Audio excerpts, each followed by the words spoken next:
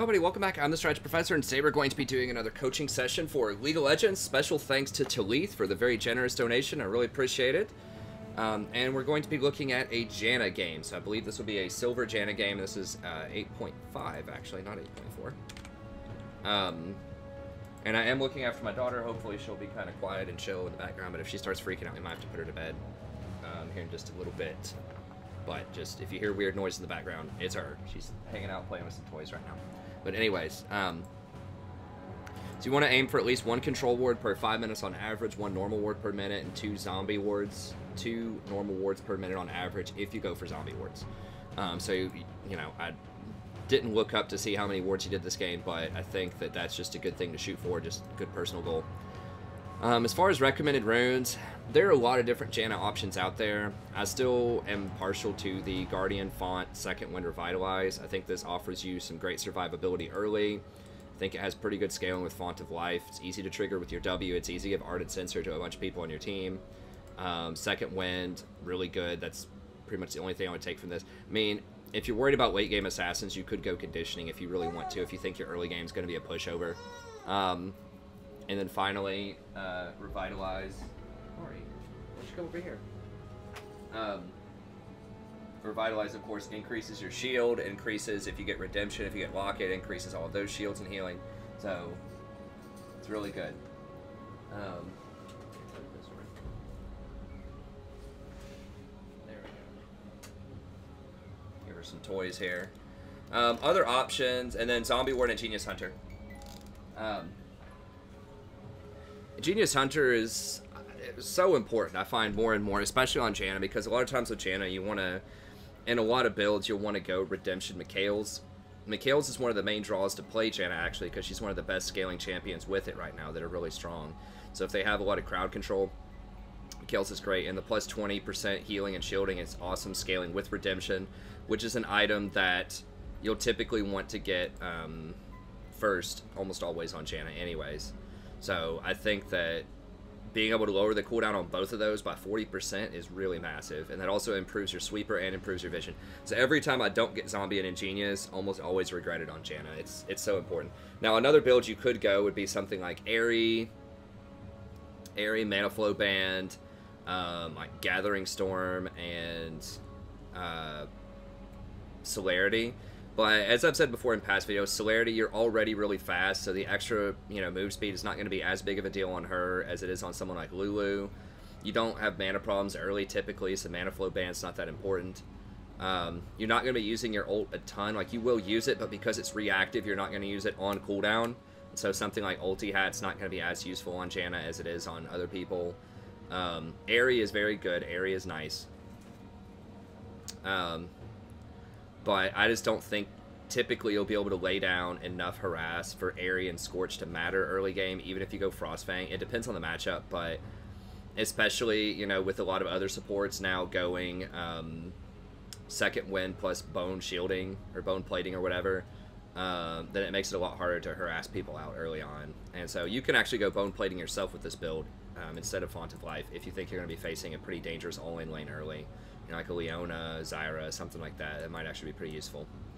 Okay, as far as build orders go, I would always get Oasis because you're probably going to go long with Janna. Like I said before, you're not going to harass enough for Frostfang to really matter as much early game as it would with someone like Lulu or Sona or Nami.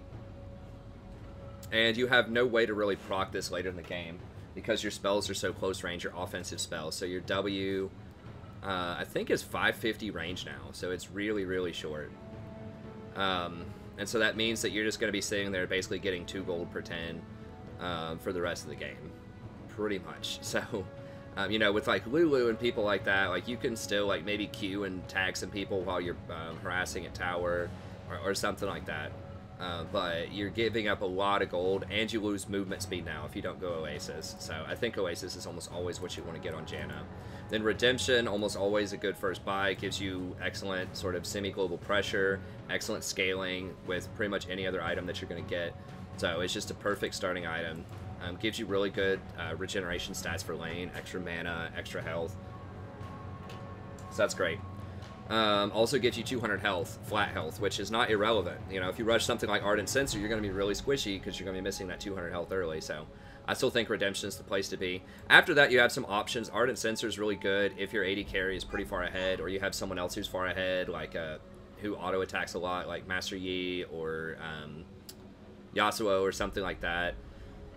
Mikhail's, like I just said, excellent. Gets you out of CC. The 20% plus healing and shielding dramatically helps Redemption because remember, with that Redemption active, you get 3 times the benefit from plus healing and shielding. So those two are really, really good combination together. And then Locket is very good. Locket is a good combo with Redemption. Right, Rory? Locket is a pretty good combination with Redemption if you really, really want some strong teamfight presence. So they have a lot of... engage and a lot of team fight. They have like a Zac and an Anivia and you know, a Zyra, you know, stuff like that where it's going to do massive AoE damage, spike damage, right, Rory? And you want that Locket. That can be really helpful. Then max E and W and then Q. Just do not max W. It's not worth it. I know Talit's probably heard me talk like this in tier list, but for people watching it, if you want to know the in-depth story, just watch my tier list. I explain this every time I make a tier list. Janna's always near the top and always spend like 5 or 10 minutes explaining this. But W max was a very specific thing back in December of 2017 that arose because of a very specific meta with specific runes and items. All of that has been nerfed, okay? So Scorch has been nerfed, W itself has been nerfed, Ares been nerfed, Celerity's been nerfed. Everything that was going on in that meta has been changed and nerfed, so that's not what you want to do. You're giving up too much of your power in the mid game to have a little bit more incremental harass early on, and it's just not going to be worth it, right, Rory? Yeah. So anyways, let's go ahead and get in here and see what we're working with. So yeah, you can go Airy early if you really think you're going to be able to kind of stomp them in lane, or you feel like you need extra pressure. Like, you can go an Airy build. But I tried it a couple times last night. It was okay, but I still think that Guardian's just going to be your best bet. Janna's a really good pick into Zac, by the way. So that's when I'm picking her instead of Lulu right now, is because Zac's engage. You have to be able to deal with that as a support, because that can completely turn an entire game. And Janna's one of the best people to do it because you can use her tornado to knock him out of the air when he's trying to fly in, and you can use your ult. So you have 2 different ways that you can stop him. So I think we beat him both games. Good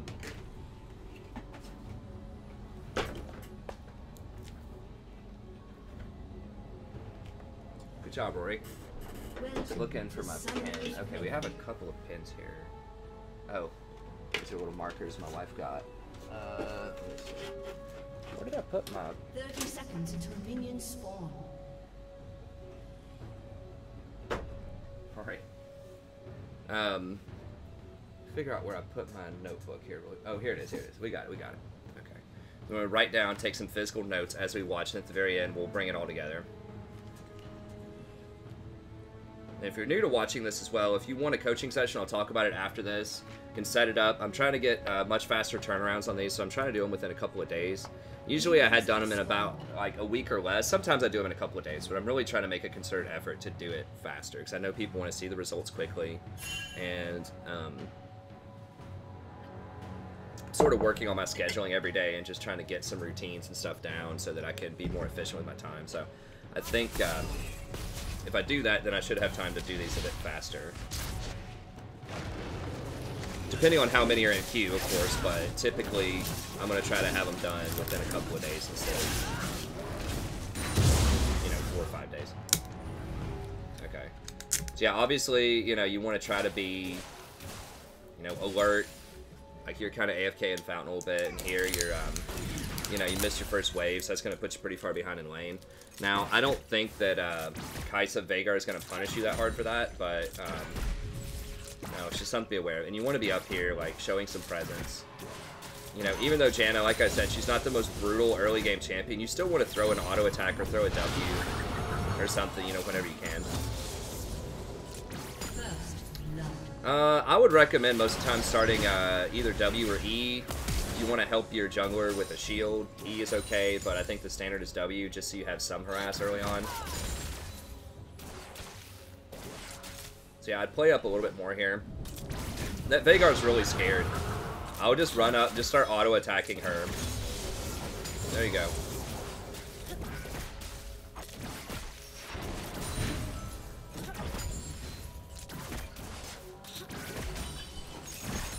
I don't know how much you guys can hear what she's... the song she's playing in the background, like, on repeat. I can kind of hear it through my headphones. Last time she was doing that in a video, I didn't really hear it, though, when I listened to the replay, so hopefully it's not too loud. Right, Rory? You might be getting a little tired.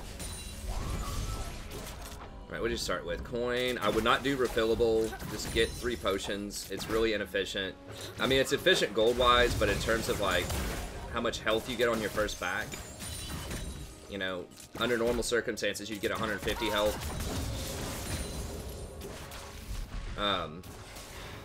Under normal circumstances, you get 150, and with refillable, you only get 250, so you're basically taking out 200 health before you back. You're already going to have a lot of gold and coin. Yeah, step up and be a bit more aggressive here. I would really hold that tornado. I wouldn't...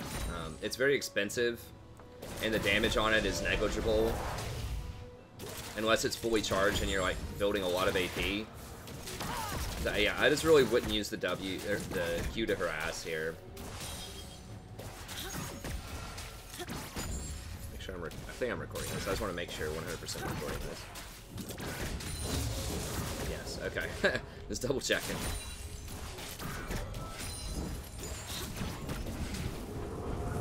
Yeah,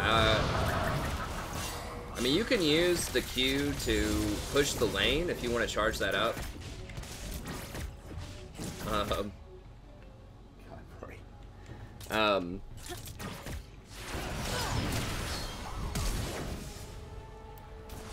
ooh, I don't know if that warranted a flash, man. Oh, as far as Summoner 2, I wouldn't take Barrier either. I know that the thing that you're probably thinking here is I don't want to get blown up by Veigar, but you really need to take something that's going to help your allies out. So I would really take Exhaust here. Because that will help your allies. Like, Barrier doesn't help them. Now, you need to get up here and fight with him. That's a big thing, I think, is you need to be up here, present, like, fighting. Like, even though you're Janna, even though, like I said, you don't have a huge early game presence, like, you still have something, right? Like, you have autos, you have your W. That all adds up, but you're playing so far back in your full health. You gotta play up more. This Veigar is scared to death, too. Like, you don't... Just run at this guy. He's just looking for a reason to run back to base. After he blew his flash, he was so scared. But now he sensed that you're also kind of scared. Yeah, just auto-attack him. Just auto him.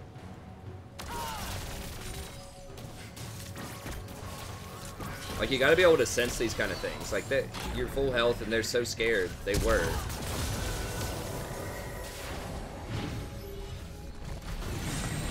But yeah, don't be afraid of autos, especially with Aerie. Like, your autos actually do add up. Yeah, I want you to definitely play up more and be aggressive, especially if your AD carry is being aggressive.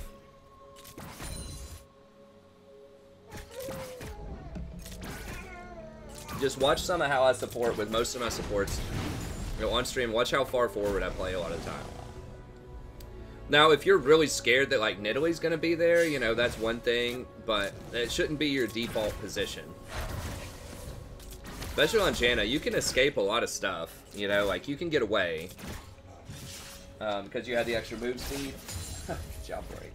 You have the extra move speed off of your W, and you have your Tornado, and you have Barrier. So, yeah, you should be playing forward a lot more.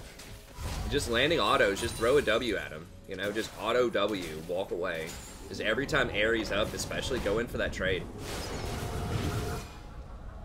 This guy's basically, I mean, he's basically harassing them all out by himself. At least throw a shield on him, you know? Like, auto, if they start going for him, just throw the shield on him. Like, using your shield and using W's is a lot more, it's a much more efficient use of your mana.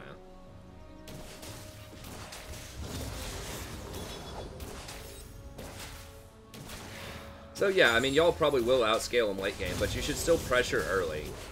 That's the biggest thing, is I want you to play a bit more forward, especially in this matchup. You know, if it was like Draven Zyra or something, maybe not play quite as far back as you were, but you could still be more justified in playing further back, you know. But this one, you know, Veigar's really weak early game, and Kai'Sa is too, and this Varus is like bowing up on people, so you can afford, when it's just Veigar, to auto attack the tower too. I mean, as long as Kai'Sa doesn't isolate you for her Q, she's not going to do any damage early. Yeah, go up there, W her, start autoing.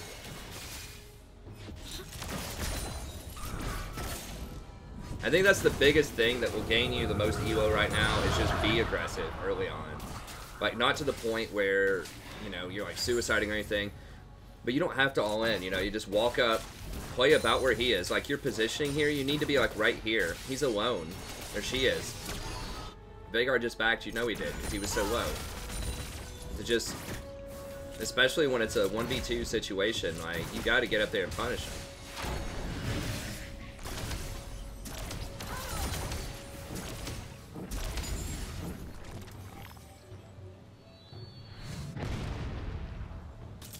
Is that right, Rory? You gotta get aggressive. Yeah, just get this guy. Even if you're not maxing W, shield him. This would be a place, yeah. That would be a place where exhaust would have helped instead of barrier. Maybe you accidentally took barrier or something, I don't know. Yeah, they popped 6 first. Is he 6?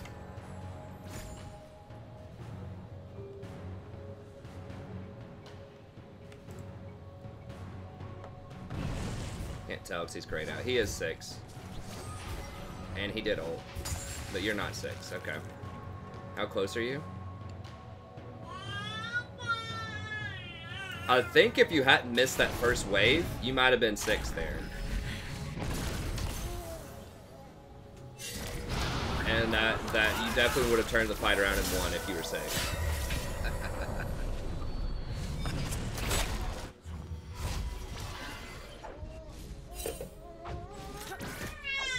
What is it, really?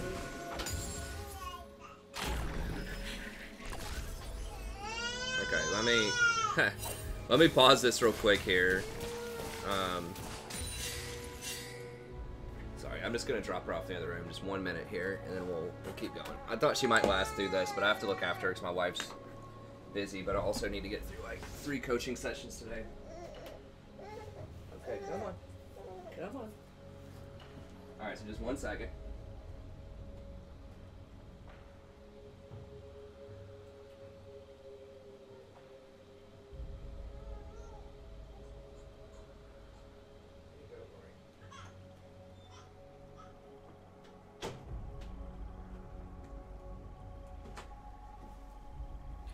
Okay.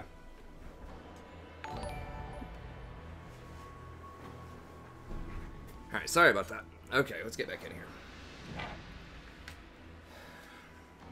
So yeah, biggest takeaway so far, be more aggressive in lane, take exhaust, or ignite, depending on how you want to play the lane, but not barrier.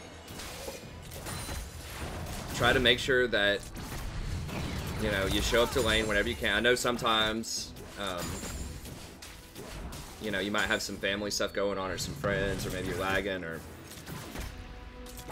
maybe you went to the bathroom real quick while the, you know, the queues are going or something. I know life happens, but in general, you know, you want to try to be on time.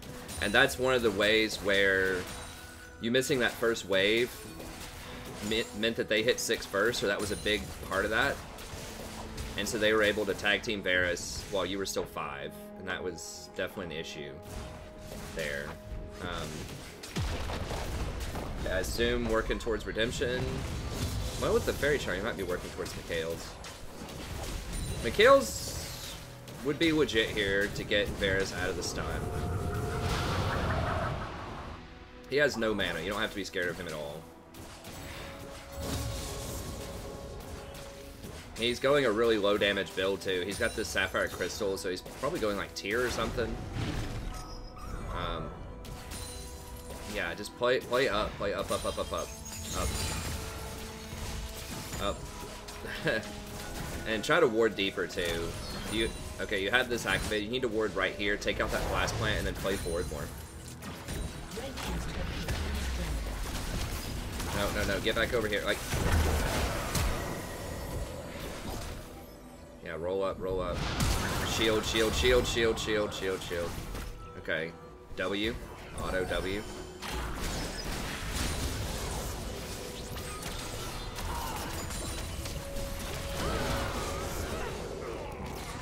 Yeah, I think as soon as you're rolling up like that, your first immediate reaction should be shield, and then W her, and then ult. The shield will buy you time to W to slow her down, and then while you're ulting, he could fight back. And then just fully commit to it. It's 2v1 at that point. You just healed him up all the way. Just run after her. Just keep chasing her. Just move, auto, move, auto, move, auto. And then when your W's up again, slow her again. Just go all in on her right there. It is 2v1. You had vision of this area from the minions, and you had vision right here. So you know Veigar's not rolling up. You knew that Nidalee's not rolling up. So you could afford to go all in there.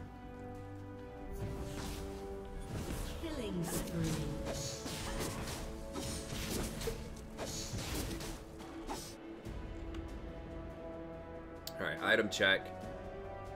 Okay, Kai'Sa's going Gunblade? Varus is still up like 50% CS, so he's still up 20 CS, like 400 gold. So she's up a kill, but they're really about even. Okay, looks like you're going Mikhail's. Oh, she's gonna go for it. Dude, he needs to back. Please back, Varus. Please back, Varus. She's gonna like flash or something. There you go. Now W her. Walk up, W her. W her.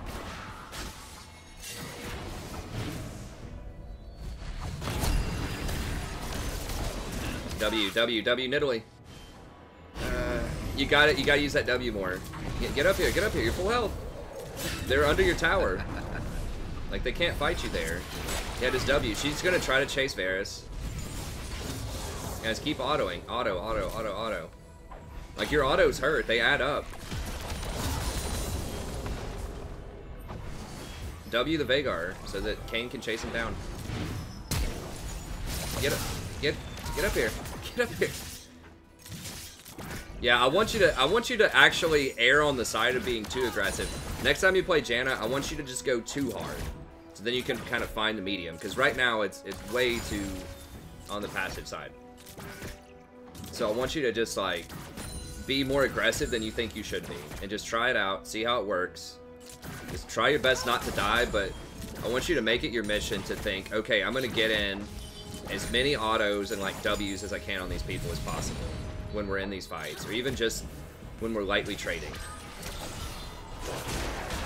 Yeah, go. See, if you were up there with him, you would have killed them both probably. But because you were back here, like, there's no reason to be that far back, you know, because you have full health. And you have, you don't have barrier up anymore, but you do have ult. Like, if you would have been there, you could have W'd the Veigar and just autoed him a couple of times. And he would have died. Or you would have at least forced his exhaust. But, like, you keep positioning as though you have, like, 50 health, you know, like, the entire game. And Janna is relatively frail, but, you know, they don't do that much damage yet. Veigar's got a tier. He doesn't even have Sorcerer Boots. She's got Gunblade, so she does a little bit more damage now, but it's not like, you know, this isn't a Draven Zyra lane. You can definitely punish them a lot more. And, you know, if you go something like Guardian, yeah, there's no point in doing that. You're not going to kill her. But if you go for kind of that Guardian build, come over here, help him.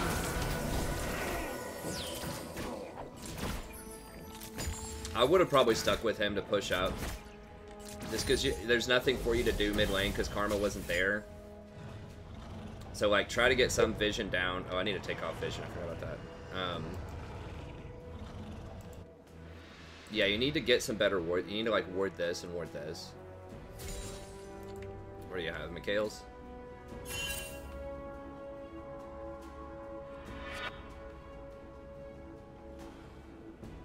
Yeah. I'm gonna take a moment and just sort of see what's who's strong, who's not. So Garen's really strong. Garen's really strong. Your team's definitely behind. Kaisa's pretty strong now. Varus is still up in CS. Does he have... He doesn't have Rage Blade yet. Once he gets Rage Blade, you should definitely be able to pressure him a bit more. You need to push this out. Like, get up here, get up here, get up here. Push it, push it, push it.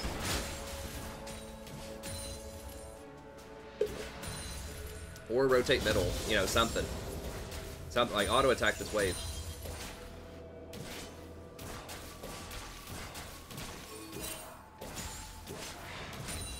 You want to stay for that experience, because not only does it give you experience, it could give you gold coins, and you're really far behind in experience. You know, you're level 8, Veigar's 9, Kaisa is 10. So whenever someone's clearing like that, you want to help them clear, and you want to be close so you share that experience with them.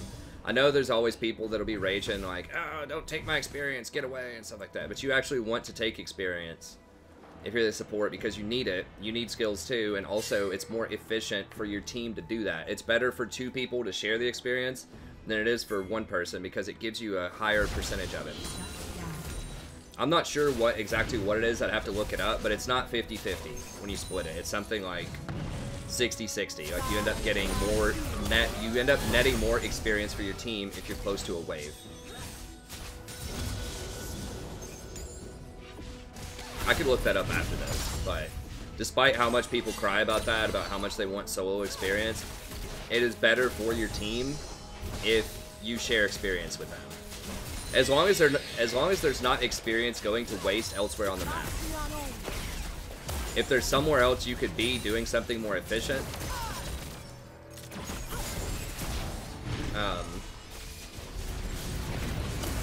then that's a consideration. But in general, in the abstract, it's better to share experience. If it comes down to like sharing between 2 people, or 1 person getting 0 experience and another person getting all of the experience, it's far better most of the time to share that experience. Now, AD carries and supports are designed typically to function on less experience, because AD carries get so much gold and they have so much scaling they can make up. They have so much scaling with their items they can make up for a lack of experience because they're not in a solo lane. But still, you still want to make sure that you're sharing experience. And supports are designed similarly to function on low gold, low experience. But W or W or W.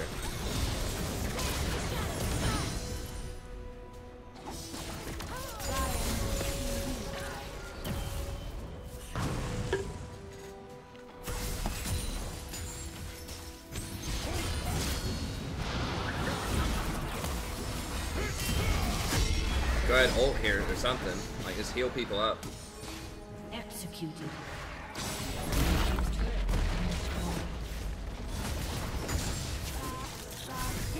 I would have maybe ulted or just something for the Karma, because she's so scared. Oh, she's dead now, but she was so scared she couldn't defend this tower. Like, if you just ulted and healed everybody up, even though you're not blowing people back, they would have had the confidence to defend more. Go ahead, ult.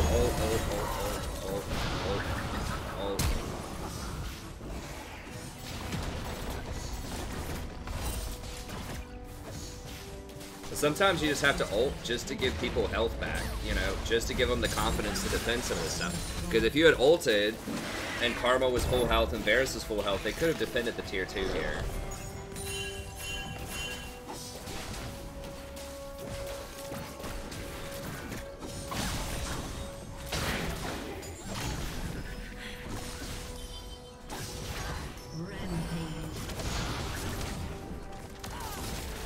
W or no. Okay, y'all got her.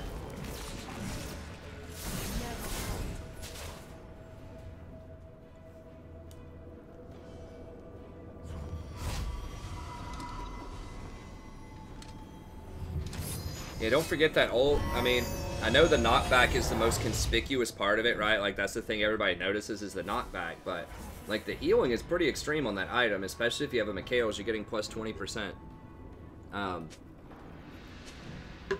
So that's pretty beast.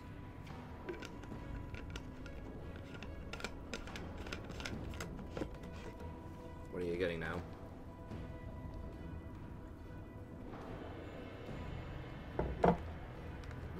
I would really consider getting Redemption here. I could kind of see an argument for getting Mikhail's first because, you know, Vagar, but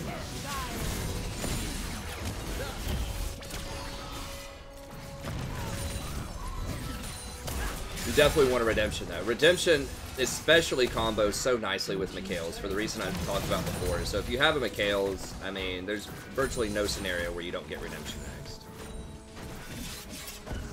It would be nice to have extra damage on the Varus for sure, but I mean, the only reason I could think of is if you just think that you're going to forget to use it a lot. I mean, if you're just being real and you're like, hey, I always forget to use it, or I just don't use it in the right way or something, then that's legit, you know, then you can get, you know, Ardent's a lot easier to use, and that's a real consideration. You know, sometimes you just got to be real, you got to say, hey, I forget about that item. I got a lot going on, I'm trying to focus on the mini-map, still, you know, working on some stuff, so you know, I don't remember to use Redemption. If that's the case, then sure. But if you can remember to use it in a fight, you definitely want that item. Okay, good. Alright, I think you can win off Kane now. He just got a couple of kills. He's pretty big. W or Tornado, do something. Oh, you're way down here.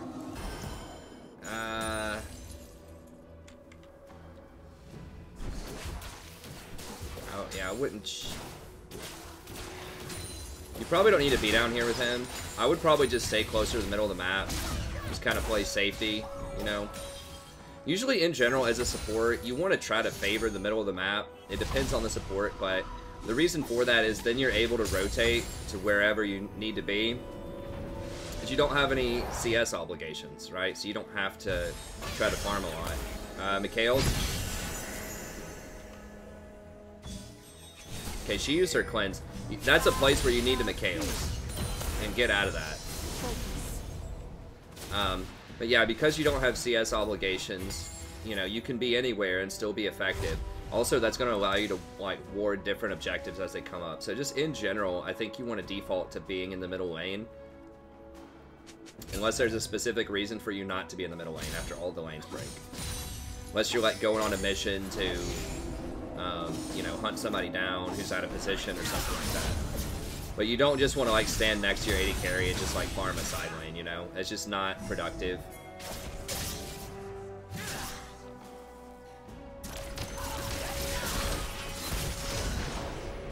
Yeah.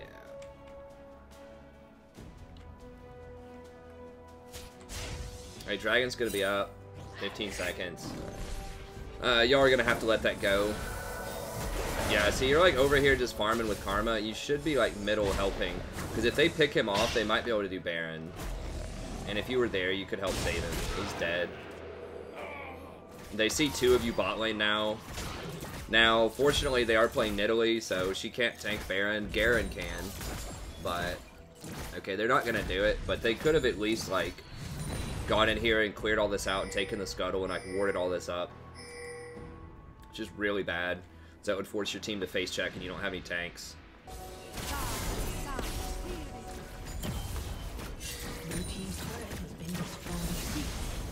Yeah, so I think you need to be in the middle. Also, you need boots by this point. It is nice to have bigger items, but you need at least brown boots. Because there's so many rotations going on. You might even consider getting like Mobies here, mobility boots. Shield. Okay, that was a good Mikhail's usage. What is your secondary in your runes? I could have seen in the loading screen, but I'm gonna assume it's Ingenious because that looked like a pretty low cooldown on the Mikhail's.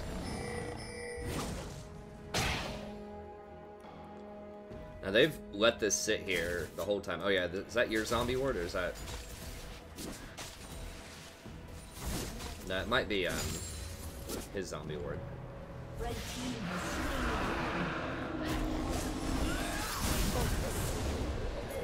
Alright, what'd you get? Boost. Okay. You need to ping them back. You need to be pinging more. Also, so shot calling a bit more.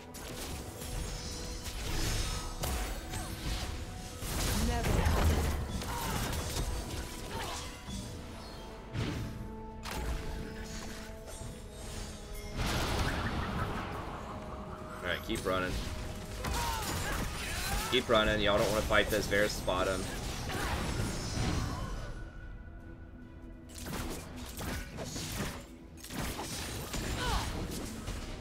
Alright, item check here.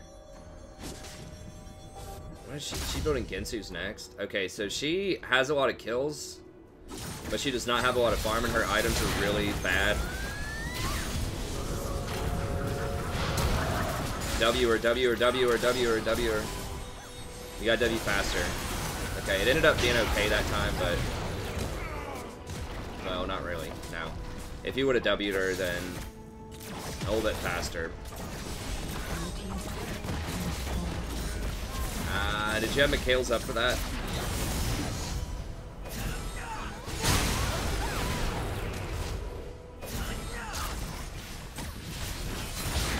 Yeah, I think it just came up. Yeah, you needed to shield the laser too if you could. Okay, W this. Okay, Mikhail's.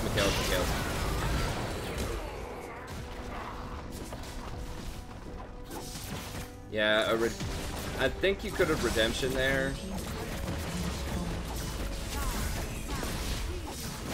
Like, you could have definitely redemptioned the Kane. If you W'd and then while he was running away, he could have healed and then he could have turned around and helped you kill her. The Ardent's really not doing that much for you in this game. Because Varus is so far behind.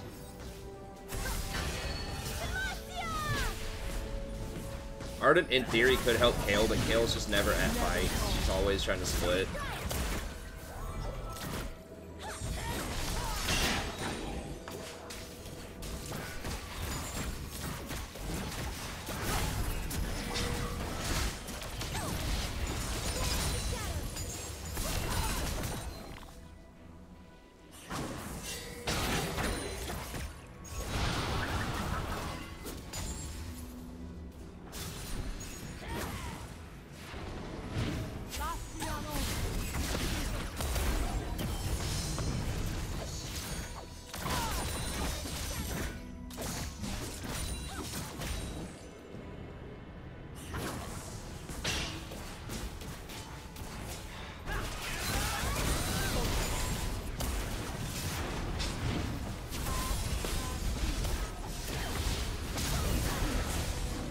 I haven't seen a lot of control wards either. I'm not sure if you bought a control ward this game.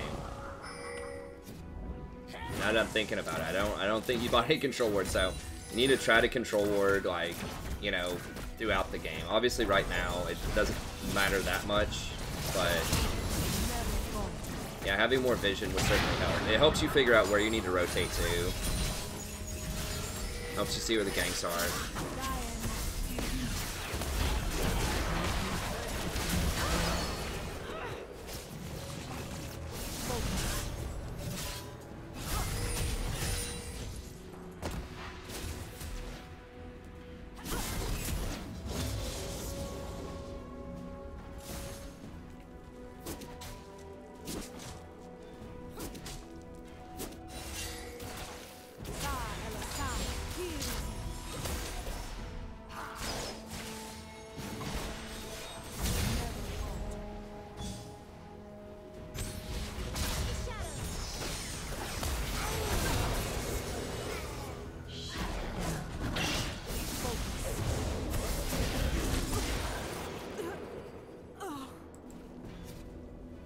Red team's turret has been destroyed.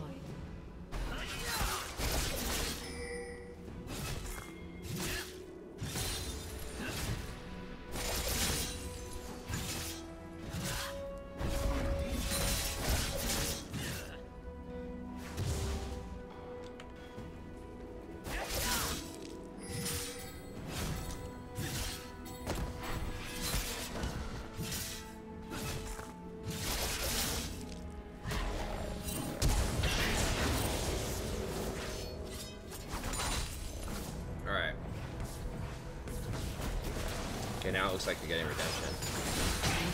Yeah, you need to be down here, like, in the base helping with stuff.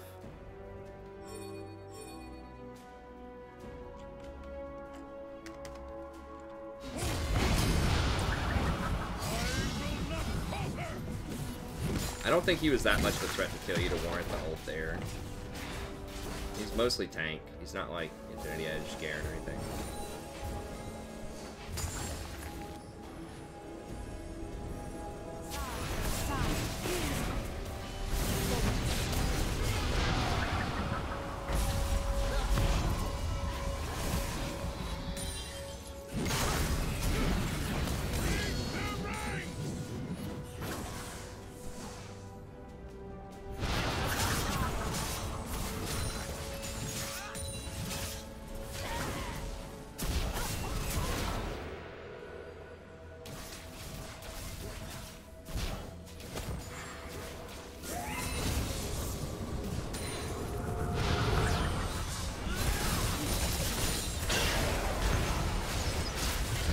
Shield him.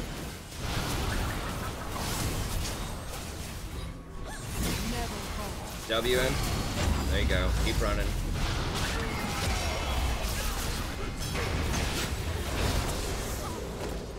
That would have been a good place to ult, probably. Or if you had exhaust to exhaust.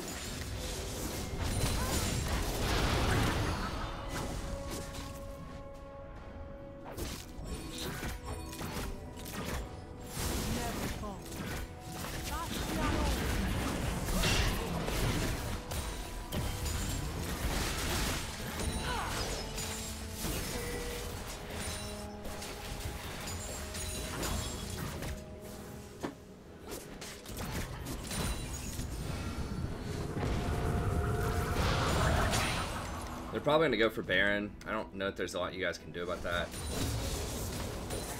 Go with them.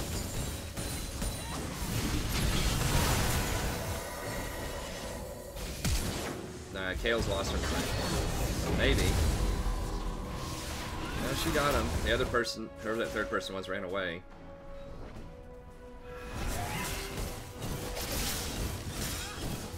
Kale is getting pretty big. So I would probably try to play around Kale rather than Varus. Use your shields on her, give her the Ardent Sensor. Yeah, you need to be over here. Red team's turret has been destroyed. You have a control ward or anything? Oh, I mean, I would be here. You should have been with him. The main reason for that is you give AD, right? Your shield gives AD and you have auto attacks. So Red team's turret has been destroyed. yeah, there's... You guys could have had probably the tier 3 if you had been with them. So then they'd have more confidence, you know. You would give them the AD and the Ardent Sensor buff off your shield. And then you have all these tools to help them out if people try to mess with them, right? You've got your ult, you've got your Mikhails, you've got your Redemption. But yeah, you can go ward on the way out, you know? Like, push with them as far as you possibly can, and then on the way out, after you've already, you know, pushed and probably gotten the tier 3, then you, on your way back, when you're running back, then you could go and ward. And they can go with you and, like, grab the scuttle and stuff like that. You know, you always want to get the most forward object you can get, objective you can get, and then that way when you're running backwards, then you can pick that stuff up. It also makes sure that they're all pushed into their lane so that they can't come and contest other things.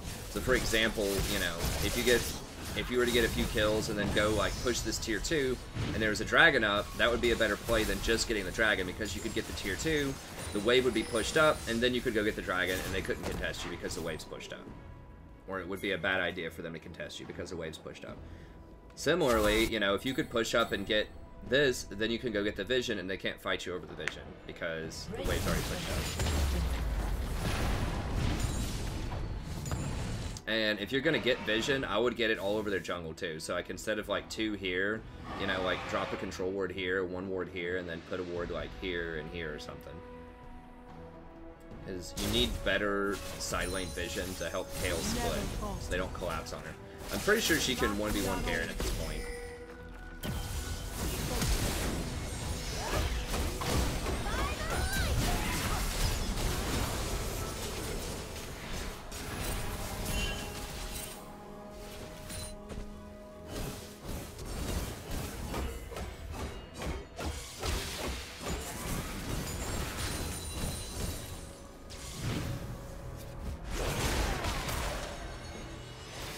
Where are you? You need to be over here with him.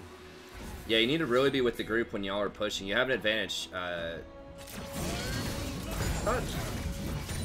Yeah, she's still dead for 30 seconds. Y'all could push. Go get this inhibitor. Go get the inhibitor. It's 45. Kill didn't use any cooldown. You guys fight him. Shield him. You need to get over here. Drop a redemption on this. And a little late on the redemption. You need to warn her, they're all coming. Y'all need to either Baron or push, do something. Baron, they're all over here. Yeah, there's like 4 people up here, they're just gonna chase her.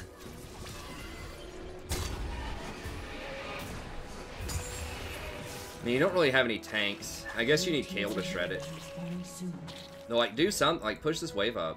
Y'all gotta do something other than just wander around.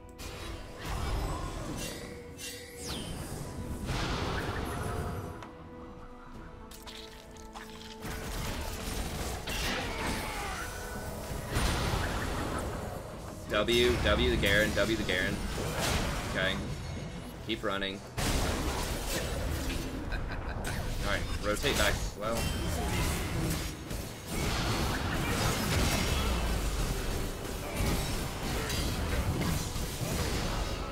Rampage.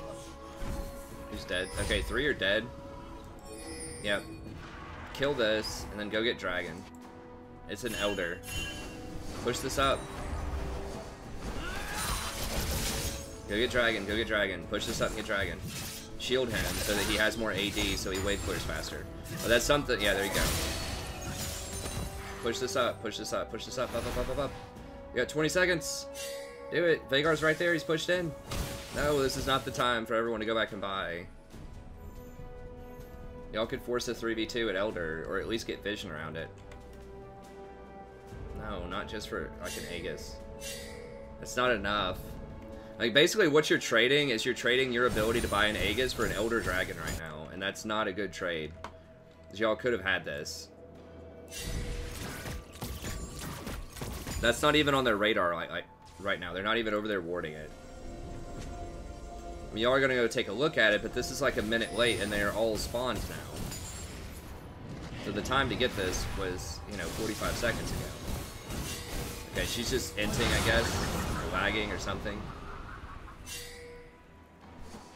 And they're probably gonna try bear. I mean, just go push this up. Right here. Push this. A summoner has This. disconnected. This.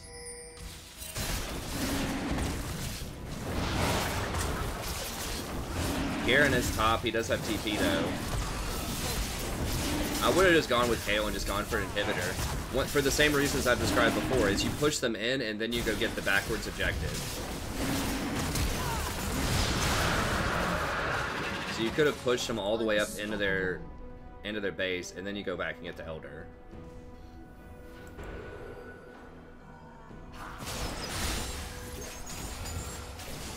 Red team's turret has been destroyed.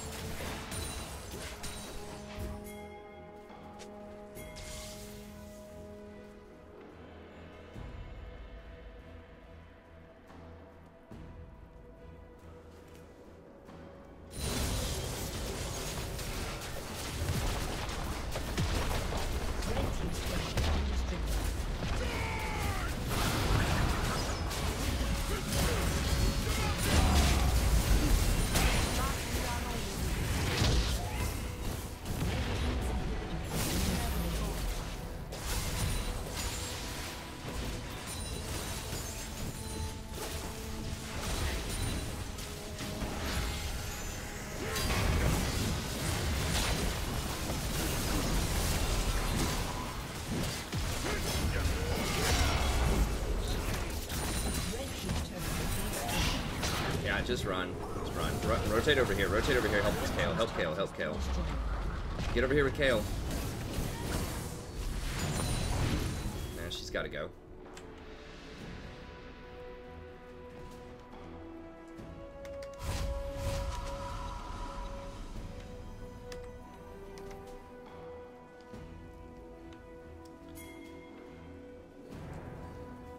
I guess Banner's okay. I don't think y'all are having a hard time with getting side lanes because of Kale. I think kind of the team fight, I think lock it right here because they have so much burst with Lux and Veigar. Whoa, what?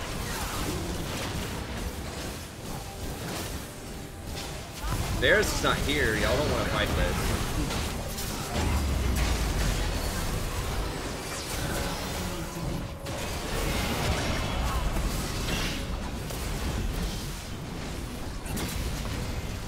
Unless Varus just announced he's AFK or something? No. Well, Kale was just carrying this game like super hard. Yeah, you need to be probably trying to just play around that Kale more. So I would have been like shielding her, healing her, just everything around the Kale.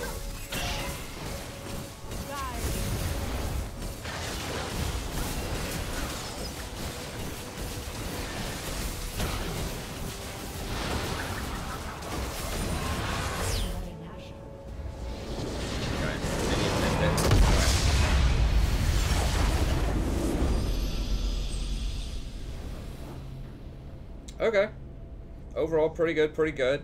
But I think there's definitely some things, relatively straightforward things, I think, that could help you out quite a lot. Help you gain a lot of elo. So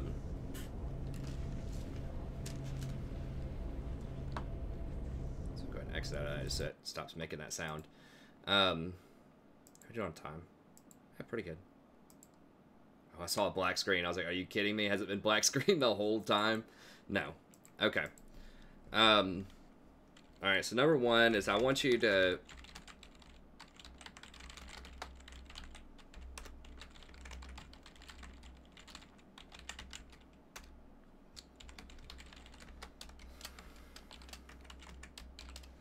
I want you to be more aggressive in lane, especially in a lane like this.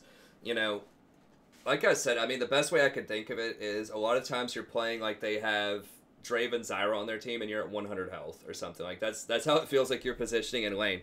Whereas in reality, Veigar was very scared. If you watch him, after Varus punched him in the face and forced him to flash, like Veigar was very scared. He was ready to just give up on that lane. Like he was playing so far back, you could have easily just harassed out the Kai'Sa with the Varus. The Varus was being pretty aggressive in lane early on. Like he was landing some nice autos. He was trading. So you need to get up there and help him with that. Like, shield him. Get up there. Throw autos. Throw a W on him.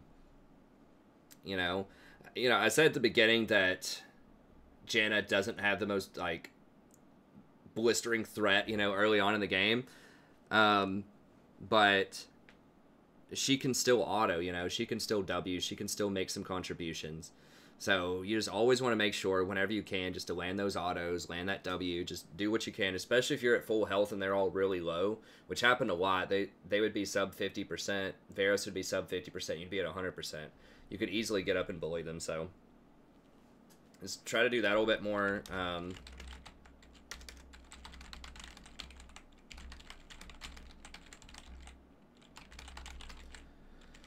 Okay, we talked about this as well. You know, you want to push the lanes more. You want to make sure that you stay for the experience and the coins. So that's a place where you can fully charge up your tornado and just run the tornado through like a wave or something. Just make sure you're not taking too much CS. But that actually does pretty decent AoE damage. You know, as far as like Janna goes, it does decent damage. Otherwise, just start auto-attacking minions, you know. Auto-attack minions that are about full health. Take them down to like half. You don't want to mess up the CS of the AD carry. You don't want to hit something when it's really low. But, you know, you can auto-attack them down to, like, half health and just, you know, just set them up. Like, if you get them kind of low with a tornado and then a couple of auto-attacks, that lets Varus, you know, use a Q or something to just go ahead and clear them out. So just practice that, just auto-attacking the minions. You know, you could even shield yourself and then auto-attack them a few times if you want to do even more damage. And just get them, like, relatively low to, like, anywhere between, like, 1/3 and 50% health, and then just let the AD carry clean them up after that. But you always want to be there for that experience and for any gold coins that drop, push it forward. And yeah, I think that's the way to go, because you want to share. Oh, I said I was going to look up the experience.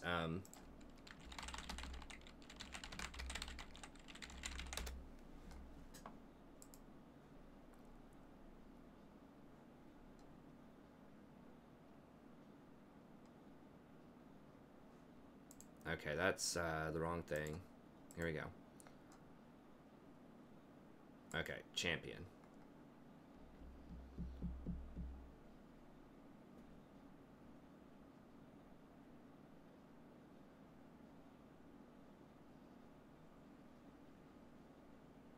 For the entire current level of the slain champion. What? Gives 50% of the XP difference between the slain champion and the current level. Okay, so if you are level 8 and you kill someone who's level 9, you get 50% of the experience from level 8 to level 9. Level difference or lower the slain champions, but cannot be lower than 20%. Okay.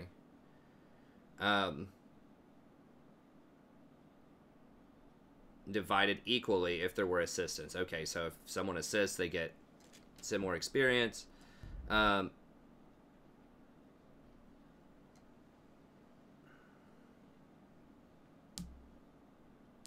Sharing experience. Okay.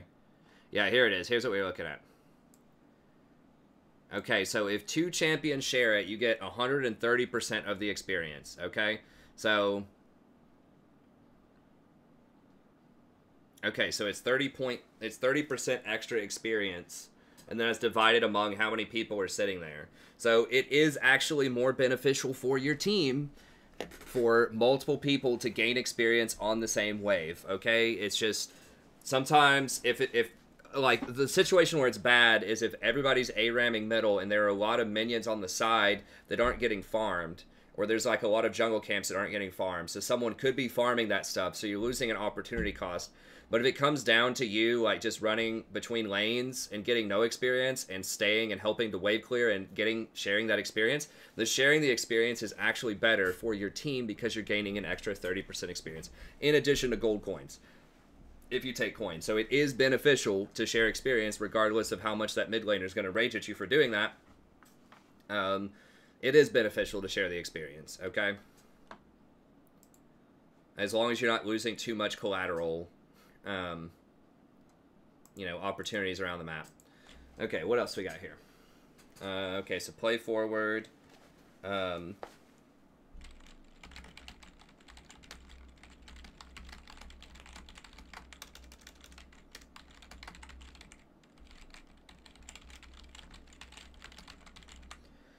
Consider using your ult just to heal allies. You don't always have to blow people back and make, like, the fancy play, right? I know that, like I said, that's what gets the most attention a lot of times, is sort of that blowback from the ult. But at the same time, you know, being able to just heal up your allies so that they have the confidence and the health to help defend a siege or to help carry out a siege. Sometimes it's just really good just to do that. Where everyone's like kind of low, but you could go Baron. Just go ahead and ult and ping the Baron. So you can use your ult just to heal if you need to. Obviously, you know, being able to use that knockback is very good. But sometimes just if you're healing 2 or 3 key people, you know, during a crucial moment, that can be really good too.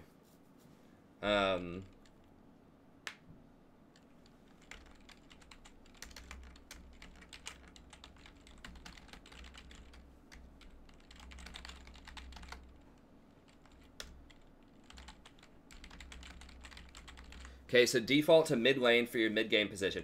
So like I said before, you want to think of yourself as kind of like this safety, like this wandering, almost like a second jungler type of character, right? You need to be able to rotate to hot, you know, areas and figure it out. You know, you need to be able to cover a lane. If the mid laner rotates up to try to get a kill top, you might have to try to cover middle so that they don't push into you. You know, you need to be ready to ward up Baron if that's about to come up. You need to be able to ward up Dragon. You need to be able to go help your jungler if something's going down.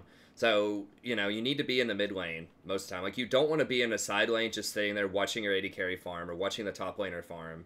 So you need to default to mid and just kind of rotate around there. And then if there's action going down elsewhere on the map, then you go there. But you should always kind of gravitate back towards the mid lane area just so that you can keep really good ward coverage and just so that you're ready to react to different situations. And obviously, if you're in the middle of the map, you know, it's going to be the shortest distance to any other place on the map, because that's, you know, it's basically like a circle or a square or whatever. Geometrically, it's going to be one of the shortest distances to get to any other spot on the map, as if you're in the middle. So, you know, try to make that your default position. Unless, like, there are some supports where you can hide out in side lane bushes and try to pick people off and stuff like that. Janna's not really one of those supports, but like a Zyra or, you know, a Blitzcrank or one of these other kill supports might, you know, want to be in a slightly different place depending on what's going on. But for the most part, like, gravitating towards the middle of the map is usually a good place.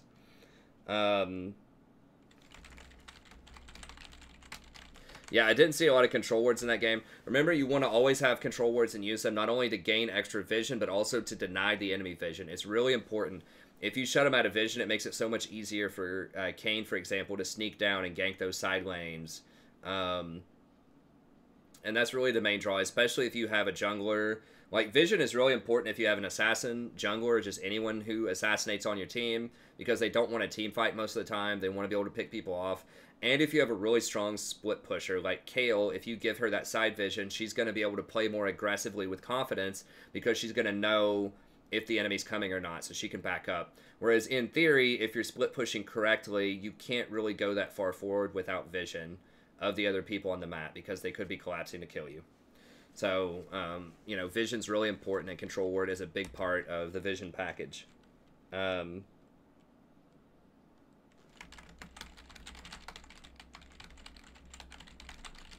So get the most forward objective first. So I've mentioned this several times, you know, especially when you went to go ward Baron. That's a good instinct. You should want to ward Baron once you finally get some breathing room.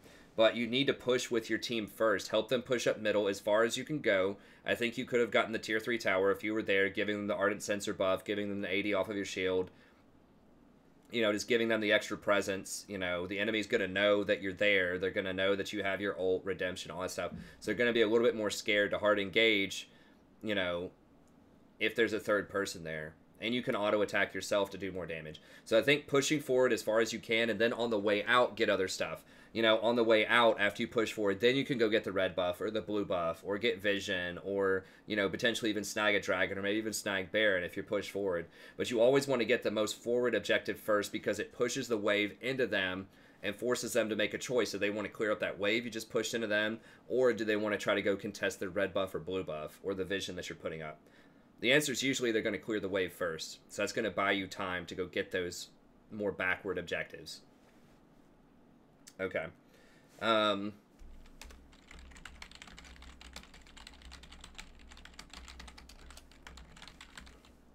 So Kayle really was the huge key for that game, why you guys won. And, you know, you did play around her some, but you need to, like, be tabbing and just constantly thinking, who is our ticket here? Who's going to win this game? Who do I support? Who do I play around? I know sometimes we just default to the AD carry, and a lot of times that is correct, because AD carries usually scale really well. But at the same time, you know, it's important to just notice if someone else is going off. If you have that Kayle who's just going crazy on your team, or you have the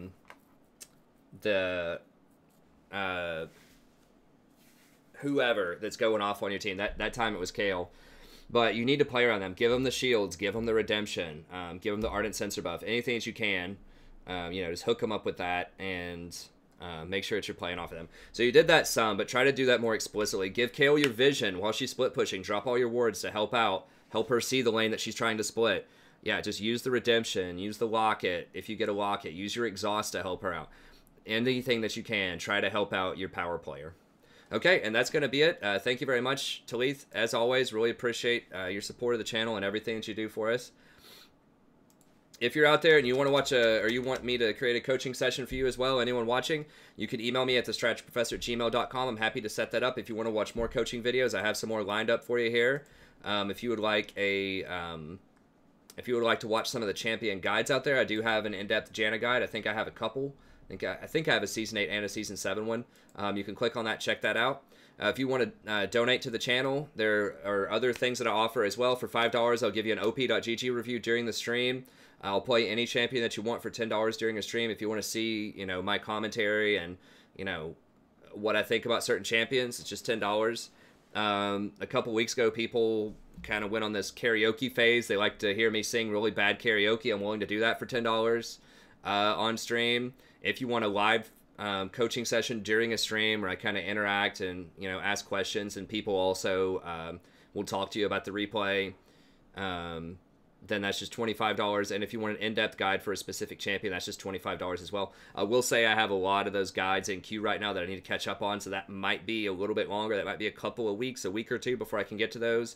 I do my best with those, but they do take a lot of research, and that takes a bit of time. But all of this other stuff I can do in relatively short order. I'm just really backlogged on the guides right now.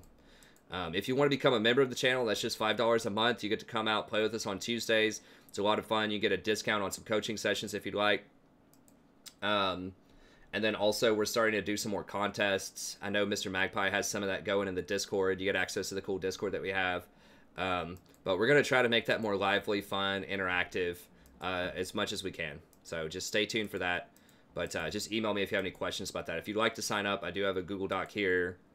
If you want to support the channel, it explains kind of what's going on with the membership, sort of what you get there. And if you like it, you can click on this, just run it through PayPal. It's accepted, you know, worldwide, and there are a lot of different, you know, payment options if you're interested in that. So just $5 a month, recurring payment, cancel anytime, no contract, no sign-up fees, no cancellation fees, none of that. Just as long as you want to support the channel, that's a good way to do it. Okay, but that's going to be it. Thank you very much. Have a good day, and I'll see you next time.